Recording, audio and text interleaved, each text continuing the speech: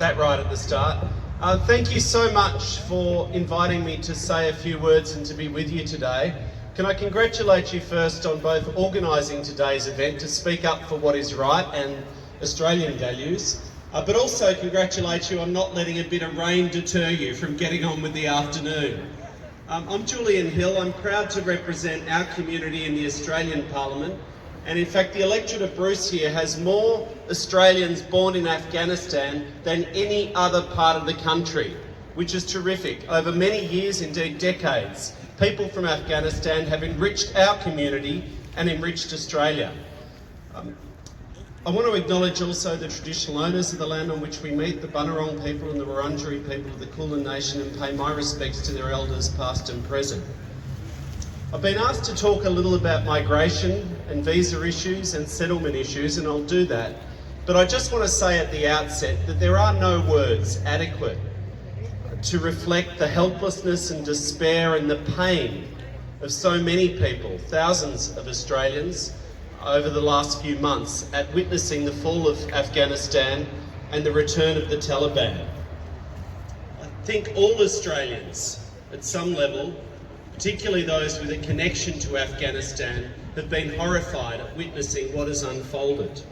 But most especially, those who served for 20 years or more with our Defence Forces, who've grown to know and love the country and maintain those connections back here in Australia, but especially, above all, for Afghan Australians, worried about their family and friends and seeing the return of this medieval-style cult, the Taliban. It's an affront to all civilised people. No respect for human rights, no respect for women, a medieval outlook returning.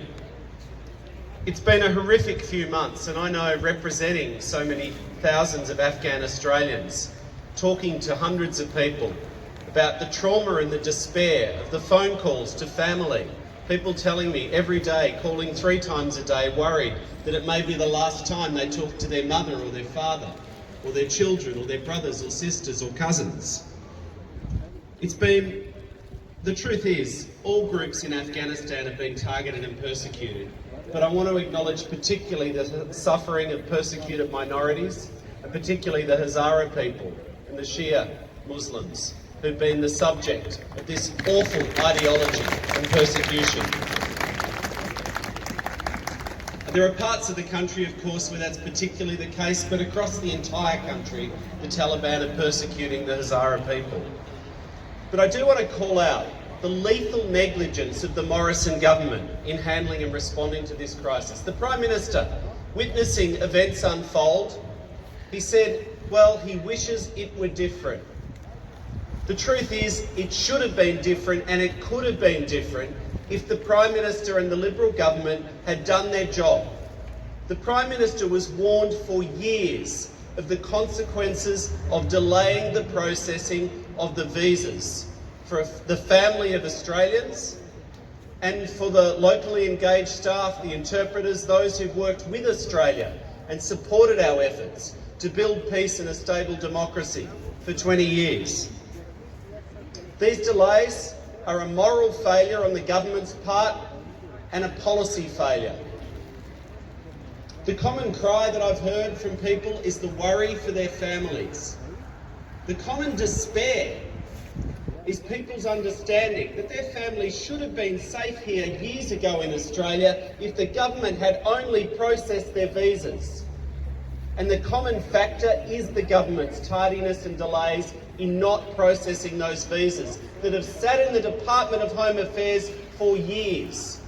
And indeed, might I say, the citizenship of so many people who've been living in Australia for 5, 10 years or more, contributing, paying taxes, doing your part contributing to our community, saying you want to formalise your commitment to our country, but the government discriminates against you and will not process your citizenship or visa applications. Shame on the government.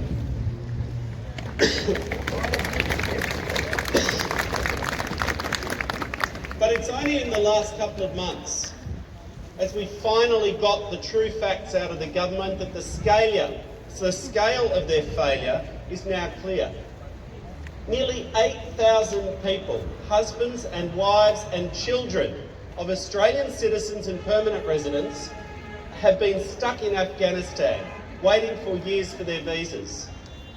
These are 8,000 people, future Australians, who should never have been in Kabul and the country when it fell to the Taliban, if the Prime Minister had not discriminated and had processed the visas. There are thousands more families and interpreters who should have been here, but the Prime Minister did not process those visas. We know now that there's still 2,200 people who were granted 449 visas by Australia during the evacuation, who are still stuck in Afghanistan with the clock ticking. Now, I use the word discriminatory, and I don't use that word lightly. The Liberal government's policies have been blatantly discriminatory.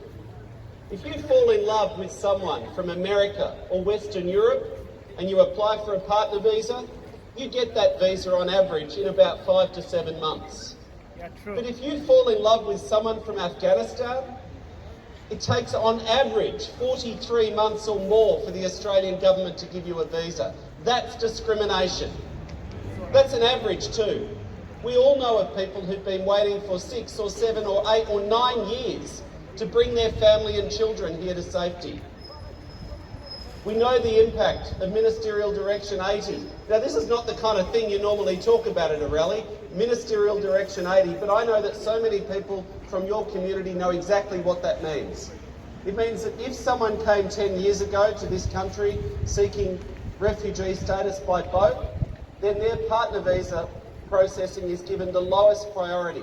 Hence, people are still waiting nearly 10 years on. The Minister says, well, you've just got to wait. If these are not exceptional circumstances when your families are living under the rule of the Taliban that deserve priority, then I don't know what is. And so Federal Labor will keep speaking up and keep pushing for faster processing so your families can come here to safety.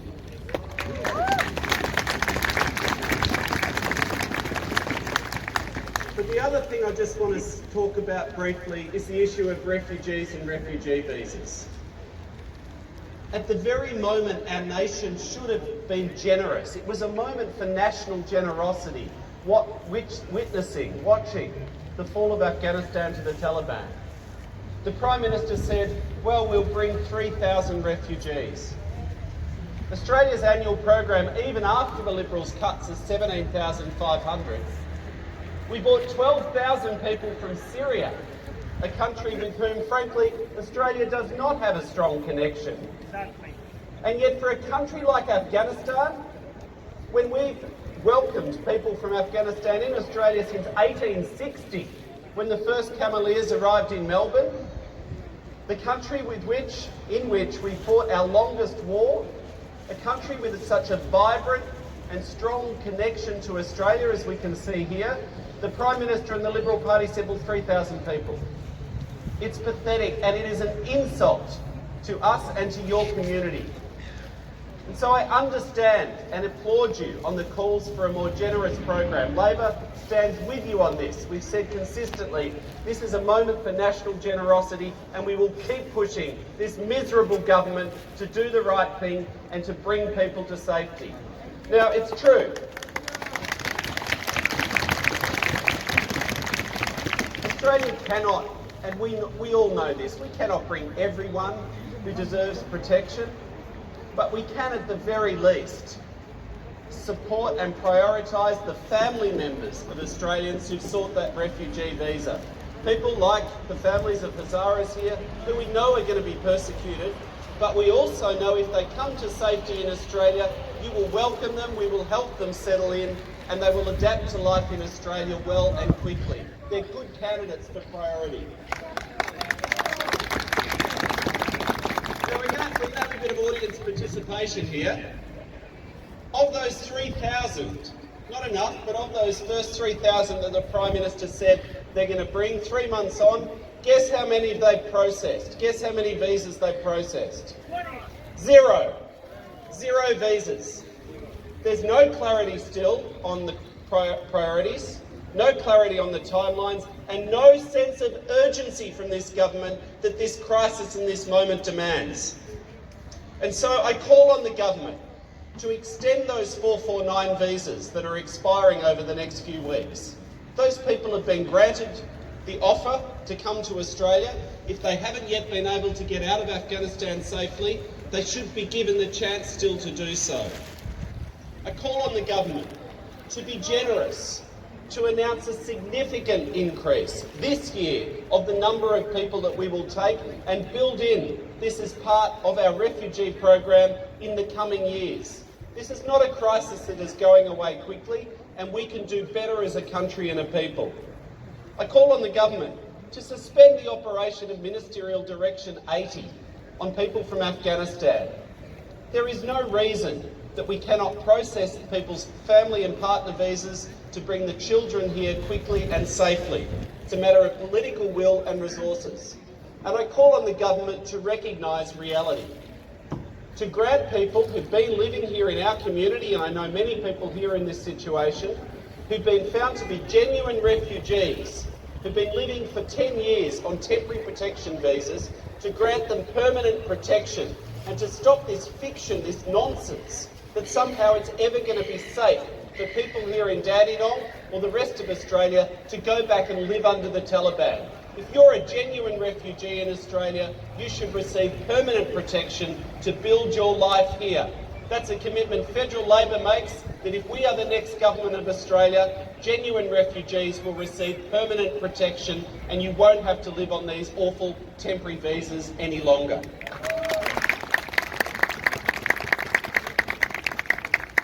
So in closing, I say to you, it is always too little too late with this Prime Minister. We saw the slow response and the catastrophic impact of his failures during the evacuation period.